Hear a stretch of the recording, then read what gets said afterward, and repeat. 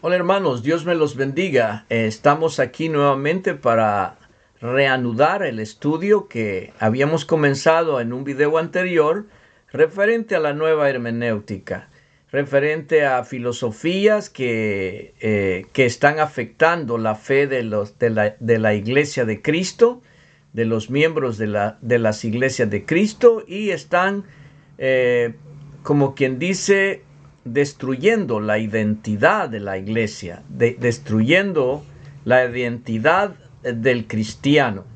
Así es que vamos a comenzar de inmediato. Recordemos que en el video anterior estuvimos hablando que la palabra hermenéutica es el arte de interpretar textos, sean textos sagrados, filosóficos, literarios, jurídicos, de cualquier índole, pero es el arte de interpretar textos.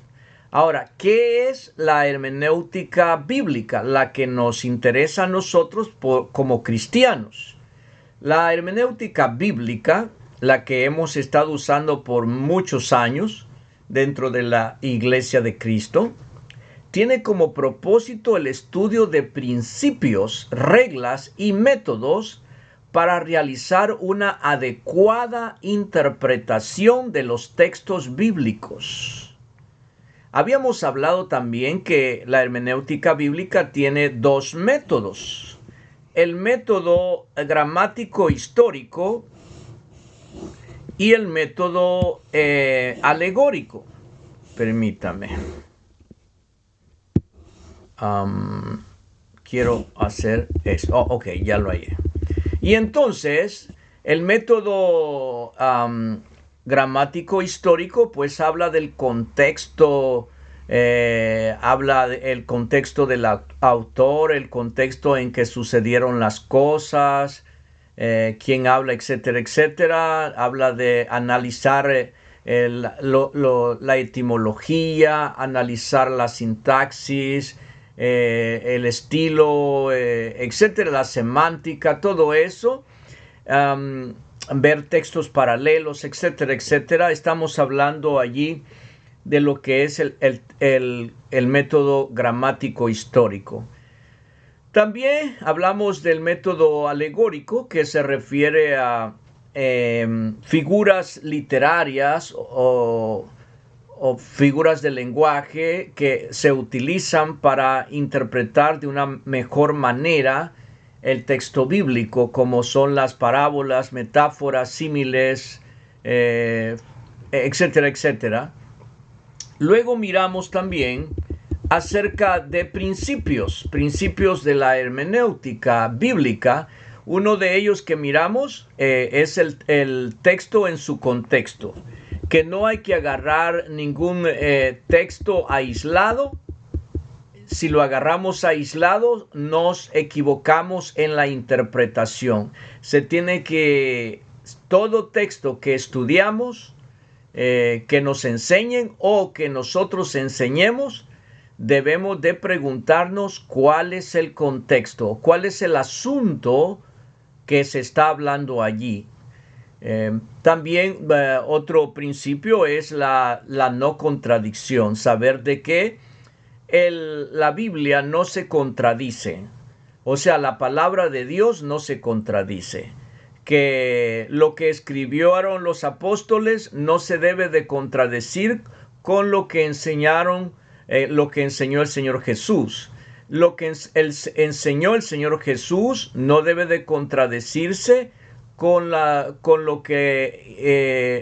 el Espíritu Santo y con lo que enseñó el Espíritu Santo a los apóstoles o a las iglesias del primer siglo, y no se debe de contradecir con lo que enseñó Dios Padre, ¿verdad? En el Antiguo Testamento o en el Nuevo Testamento. ¿Por qué no se debe de contradecir la palabra de Dios? Cuando uno interpreta, no debe de haber contradicción, porque Dios no se puede contradecir. Entonces, si usted encuentra una supuesta contradicción en la Biblia, es que usted necesita estudiar más, porque no debe de haber contradicción en la Biblia, porque Dios no se puede contradecir. Así de fácil. También otro principio en la hermenéutica bíblica es la equivalencia. ¿Qué significa eso? La relación o similitudes entre dos o varios textos bíblicos. Lo que son los evangelios. Usted lee el evangelio según Mateo y entonces usted va a encontrar textos equivalentes o similares entre el libro de Mateo, el Evangelio según San Mateo, y el Evangelio de Juan o Evangelio de Lucas. Entonces usted puede ver que entre los dos se apoyan. Entonces eso le va a ayudar a usted a interpretar mejor la Biblia, porque lo que dice uno no lo dice el otro, o se combinan las dos lecturas, los dos evangelios. Entonces eso le va a ayudar a interpretar mejor. También otro principio es la conclusión unilateral. Regir muchos textos por lo que dice uno solo. Eso nosotros los predicadores lo ponemos en práctica cada vez que vamos a dar un sermón o a dar un estudio donde tenemos un texto y luego en base a ese texto sacamos un tema. En base a ese texto lo apoyamos con otros textos que dicen esa misma verdad. Y de esta manera estamos interpretando de una manera más exacta la palabra de Dios. También el otro principio de la hermenéutica bíblica que nosotros usamos es la complementación, o sea, aplicar a una familia de texto algo que dicen dos pasajes más. O sea que una cosa es que habíamos aprendido que la palabra de Dios, cuando usted la interpreta, no se puede contradecir, sino que se puede complementar. Porque cada escritor, por ejemplo, si hablamos del Evangelio según Mateo, el Evangelio según Marcos, el Evangelio según Lucas, el Evangelio según Juan, usted va a ver que no hablan del mismo Evangelio, pero de ángulos diferentes, con un fin diferente, quizás, ¿verdad? Para destinatarios diferentes, con propósitos diferentes. Pero cuando usted los compara entre ellos, se mira como que hay una complementación, que lo que dice uno lo dice de una manera, utilizando unas palabras, y hay otros que dicen lo mismo agregándole a otras cosas más, y esto es ya sumando cada uno de los evangelios se puede obtener una verdad completa del evangelio. Por eso son tres escritores diferentes hablando de un mismo evangelio. Entonces aquí se cumple el principio de la hermenéutica bíblica que se llama la complementariedad o la complementación en la escritura. También otro principio de la hermenéutica bíblica es la deducción. Usted lee un texto bíblico, por ejemplo, una parábola. Si hablamos de la parábola, por ejemplo, de la semilla de mostaza, cuando dice el Señor Jesús que el reino de los cielos es como una semilla de mostaza que se siembra y que esta es una de las más pequeñas de las semillas, y luego comienza a crecer y con ramas grandes que hasta los pájaros llegan a hacer sus nidos en sus ramas, etcétera, etcétera. ¿Qué es lo que entendemos? ¿Qué es lo que deducimos allí? ¿De quién está hablando Jesús en esa parábola? Está hablando de la iglesia. está hablando del reino aquí en la tierra, que iba a comenzar como una semillita de mostaza y que después iba a crecer tanto que iba a cubrir toda la tierra. ¿Ya? Por eso es que él dice al final, antes de irse para el cielo, vayan por todo el mundo y prediquen el evangelio a toda criatura, para cumplir eso mismo que había enseñado él en esa parábola de la semilla de mostaza, que debe de ir creciendo.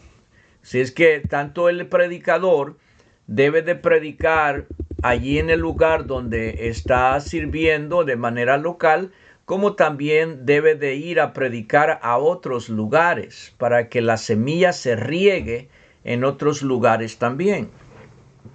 Otro principio es de la hermenéutica bíblica es la analogía, la relación de semejanza o parecido entre varios textos paralelos. Lo que estábamos hablando de, por ejemplo, Mateo 5 del 1 al 7 o al 20 es parecido, es semejante a Lucas 6, 20 al 40.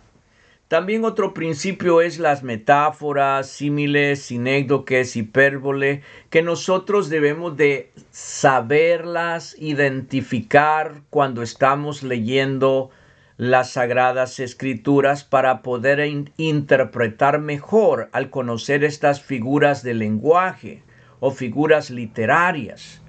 ¿Qué es una parábola? ¿Qué es una metáfora? ¿Qué es un símil? ¿Qué es una sinécdoque? ¿Qué es una hipérbole? Hay varios textos como Malaquías 2:20, Apocalipsis 22:17, Mateo 28:3, Oseas 13:8, Segunda de Reyes 14:12, Deuteronomio 1:28, Jueces 20:16, donde usted va a encontrar algunas figuras de estas que yo les estoy mencionando, y usted, eso es lo que dijo el hermano Rudy en el video. Y entonces usted va a interpretar mejor la palabra de Dios al encontrar esas figuras allí literarias que le va a poder entender y interpretar mejor la Biblia.